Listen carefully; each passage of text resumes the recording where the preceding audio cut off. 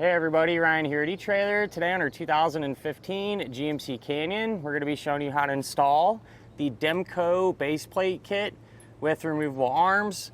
Before we do that though, let's take a couple minutes, check this out, and make sure it's going to be right for you. Before we jump right in, I figured it'd be useful just to kind of refresh ourselves on the main parts that we're going to need to flat tow our GMC down the road in the first place. So you're going to have your base plate, which gives us an attachment point. That way we can hook our tow bar up to it. This is going to be the physical link that connects the front of our truck to the back of our motorhome here. Third main part is your tow bar wiring, and this is going to send the lighting signals from the back of your coach to the back of your Canyon. Fourth main part is safety cables, and these are there in the event of an unlikely disconnect. They're going to keep everything hooked up. And last but not least, the fifth main part will be a supplemental braking system. What this is going to do is apply the brakes in your GMC whenever you hit the brakes in your coach, helping to bring you to a more predictable and safe stop. Two other things that aren't absolutely necessary, but I always like to recommend for the Canyon, one of them being the automatic battery disconnect. Since this truck requires you to disconnect the battery whenever you flat tow it, having this type of part makes it super easy. You just push a button to disconnect, push a button to repower everything back on. And I also recommend a charge line kit. And what this will do is more or less trickle charge or maintain your truck's battery whenever you're flat towing it down the road. This is the way your GMC can look whenever you're not hooked up and flat towing. And as far as the appearance goes, I think it's about as good as it can get. The base plate comes through where the factory tow hooks originally were, so you know, you're not really adding or modifying a ton of stuff. You know, these don't look out of place at all. Utilizing kind of what was already there, easy to get to, and so on. And they give you a bracket as well, which makes mounting up your, you know, your wiring connector and your breakaway switch a little bit easier. With this, so I did have to use an additional no drill bracket that we clamped to the bumper and allowed this to kind of come forward so we could actually get to it. When you are ready to hook up, it's pretty straightforward, and that's because it uses these removable arms. So you can remove these caps, which I like the fact that it comes with it, kind of makes the appearance cleaner and keeps dirt and junk from getting inside of there, corroding it up.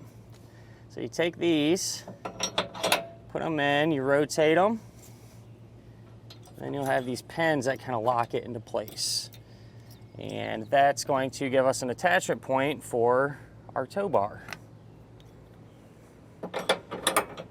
When you are ready to hook up to your tow bar, you're just going to line it up. And you can work that pin through. A locking tab on the other side. And the safety cables are even pretty easy to get to. Pretty large opening, allow you to use a lot of different size hooks here. And the base plate is going to be compatible with Demco, a lot of the Demco tow bars, a lot of the eTrailer tow bars like we have here today, as well as some of the other manufacturers. So if you already happen to have a tow bar that you like and it's a different brand, a lot of times you can pick up an adapter and it'll let you change that out and pair it up to this base plate. So at the end of the day, good option. You know, gives you that attachment point you need. Works with several different types of tow bars and looks good. So really can't ask for too much more.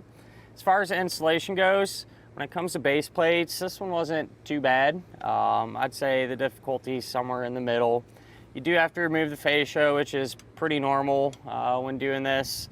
Everything's pretty easy to get to, and since these more or less just kind of replace the tow hooks, you don't really have to do anything too crazy. So if you'd like to hang around, we'll go ahead, pull into the garage, and get started on it now. To begin our installation, we're going to be here at the front of our GMC, and we're going to need to remove the front fascia. So pop your hood, and up top here we're going to have a plastic radiator cover that we can pull off. So it's held in place. In our case, we have 9 of these push pin style fasteners that kind of just run along this. And to get them out, you can use a trim panel tool or a flathead screwdriver will work fine. And what you're going to do is kind of pry underneath the head of it and then that'll allow you to kind of pop that whole base out.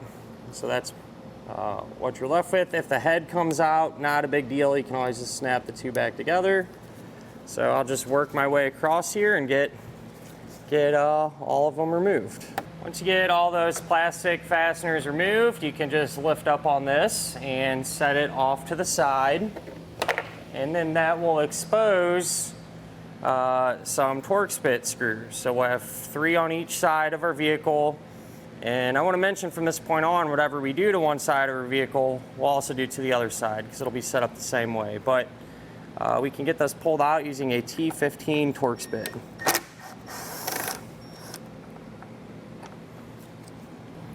Now you can move to your front wheel wells, and it helps if you turn your wheels in one way or the other because that'll expose more T15 screws. So we got 2 right here, and then there's 1 more just like it, just kind of buried in a little bit deeper there. So a total of 3 down here, and then these 3. And I'm also going to pull this one out too, just to give us more working room here. So we'll work our way all the way around and get these pulled out.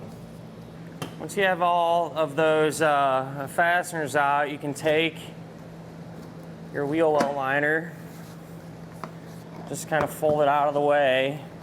And I find this part to do, it's a little bit easier, it gives you more space if you turn your wheels to the outside. But where your fascia meets the quarter panel on the inside edge, there's going to be 3 screws, all right, with the heads up here, they're screwed down. And so you'll get those removed using a 7mm socket.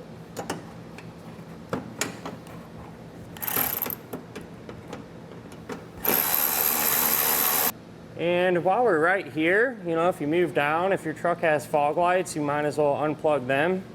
So there's just a little tab on the top of it you push down on and pull it out.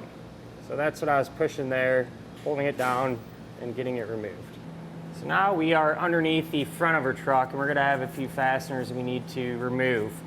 Now these are should be the last of the bolts holding everything together, so it might not be a bad idea to go back up top.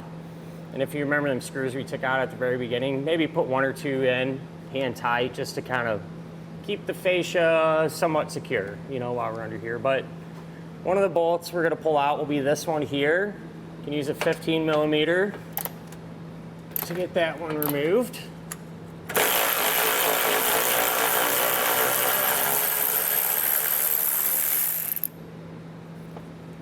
And then we can switch out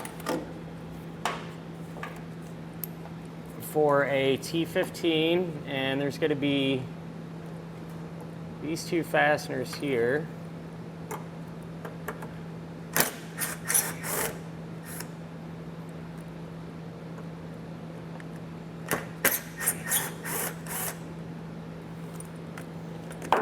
And we'll switch out one more time to a 7mm.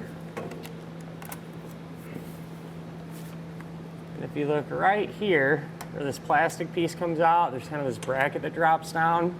We can get that screw removed as well.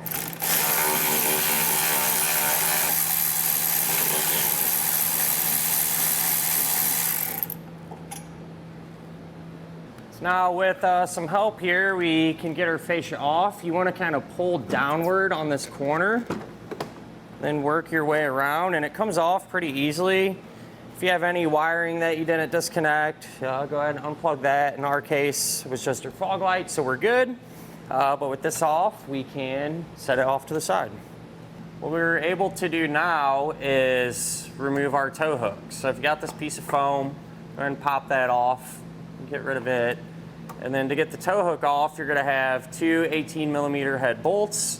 And then on the inside, there's 18mm nuts. So take a socket and wrench, and pull them out.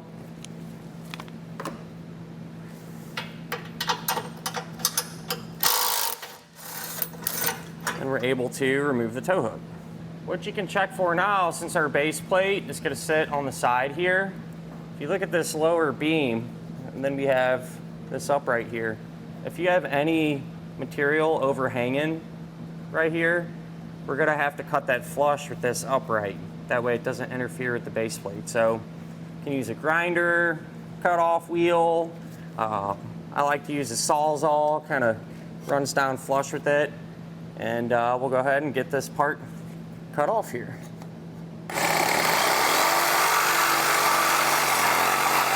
Here's how this looks once you have it trimmed off. And like I said, you want to get it as flush as possible, which we're probably in pretty good shape, but what I'm going to do is just come back with a sanding disc, kind of smooth it out, clean it up. Could use sandpaper or hand file if you need to, just to kind of clean everything up here.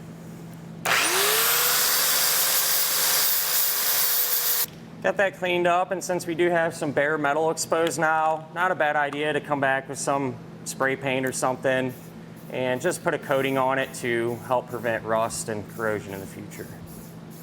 So one of our attachment points is going to be this hole in the frame there, and they give you this bushing, all right, and you're gonna wanna put it in from the inside out. And what you're looking to do on this outside portion is when you put that in, you want it to sit flush like that. So I just wanna give you an idea. On the inside of the frame, here's how that attachment point looks. I just wanted to give you a different perspective. We talked about, make sure you get that bushing in there straight. Now we can take our base plate, and these are side specific. In our case, it was labeled, which is convenient, but if not, refer to your instructions, and that'll help you figure out what's what. So the way this is gonna work is it's gonna kind of sit up here like this. And for these attachment points, you can take the two medium length bolts. There's some in the kit that are shorter, some are longer. You want the medium length ones. Put on a flat washer.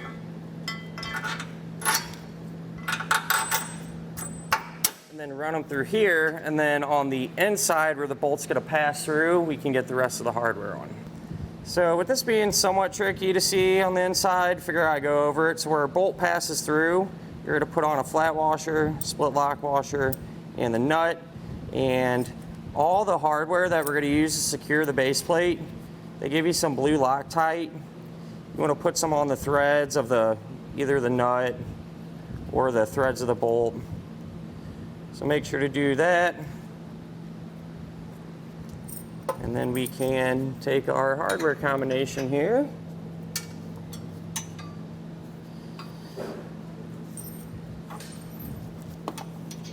And get it started. Here's how that is going to look once you get the hardware started, and just leave them hand tight for now. That way you're still able to kind of move the base plate around a little bit. It'll just make it easier to line up other pieces of hardware here momentarily. For this attachment point here in the front, you're going to take the little shorter bolt, and this is smaller in diameter as well. Put on your flat washer, and there's this hole here in this bracing that lines up with their base plate. So you take this pipe spacer, run the bolt through the base plate, through this hole, and then really tricky to see because this is a channel, but inside of here where the bolt comes through, you're going to put on the appropriate size split lock washer and the appropriate size nut.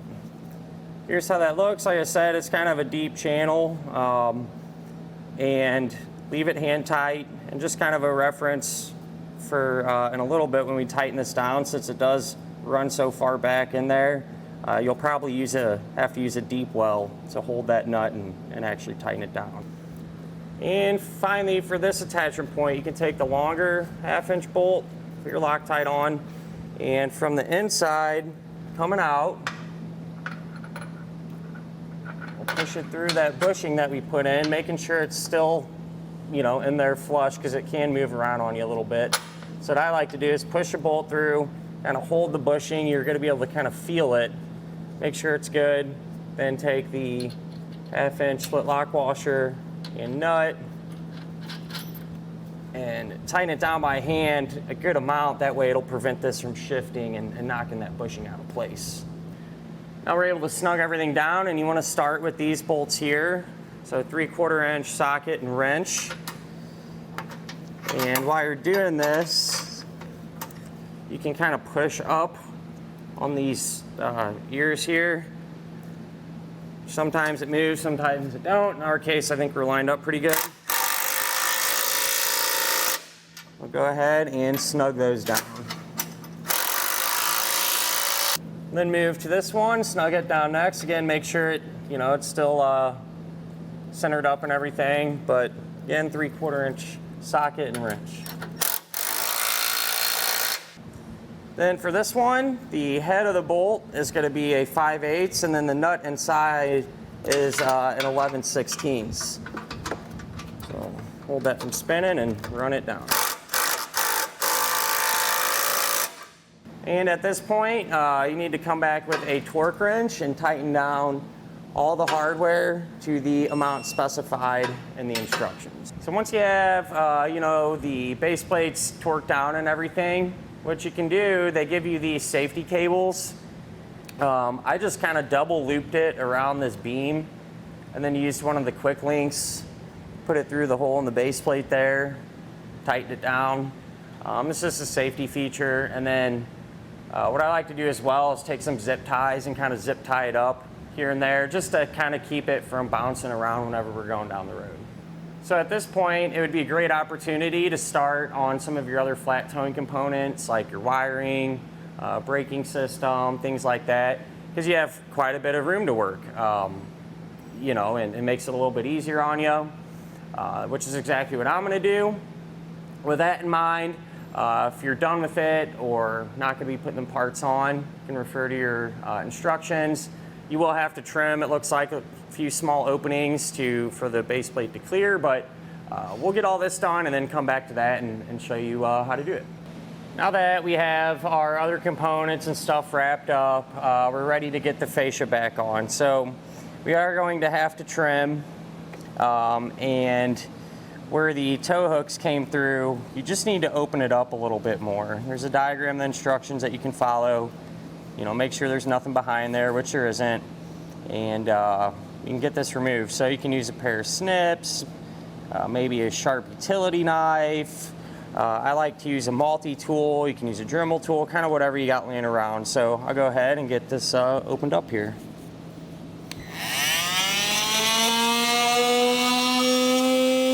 Got that trimmed out. Here's how it turned out. And then if you happen to have any rough edges or anything like that, you can always come back with a file or some sandpaper and kind of just smooth everything out, make it a little bit cleaner.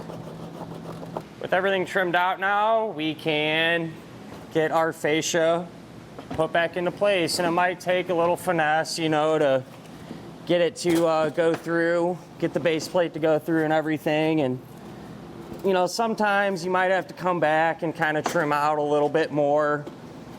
If so, not a huge deal. Ours is pretty tight, but it looks like it's fitting on there good, so we'll line everything back up and get it reinstalled.